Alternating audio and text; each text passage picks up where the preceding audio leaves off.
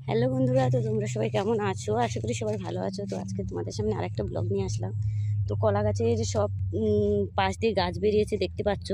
এই চারাগুলো কেটে ফেলতে হয়। তো তার জন্য আমার তো ক্যামেরা ধরার কেউ নাই, তো আমি একা একা মোবাইল ধরে তোমাদের সামনে ব্লগ করে দেখাই। তো এই চারাগুলো সব কেটে দিচ্ছি, কারণ এখন কেটে দিলে পরে পরে যত কাটবো তত পরে মোটা হয়ে বেরোবে। তো তার জন্যই বারবার করে ছোটো অবস্থায় কেটে কেটে দিতে হয়।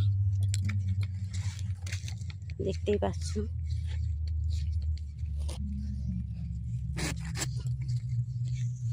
সব কাজেতেই খাটনি আছে, খাটনি ছাড়া কষ্ট ছাড়া কোনো কাজই হয় না, তোমরা সবাই জানো।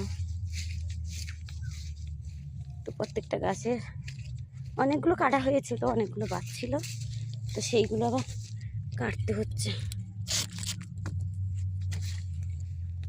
তো যাদের আছে তারা নিশ্চয়ই জানো।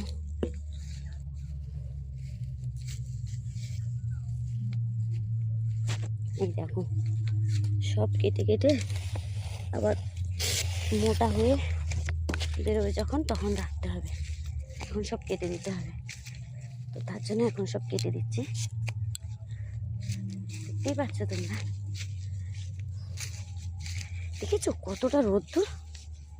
আর সত্যি এতটা রোদ্দুর না, তারপরেও যদি তোমরা ভিডিওটা সম্পূর্ণ না দেখে যদি চলে যাও, তাহলে বলো ভালো লাগে ব্লগ বানাতে? এত কষ্ট করে রোদ্দুরে ব্লগ বানাচ্ছি তোমাদের জন্য। তো তোমরা ভিডিওটা যদি সম্পূর্ণ না দেখো, ভালো লাগে? তো সবাইকে বলছি প্লিজ ভিডিওটা সম্পূর্ণ দেখবে আর ভালোবাসা দেবে।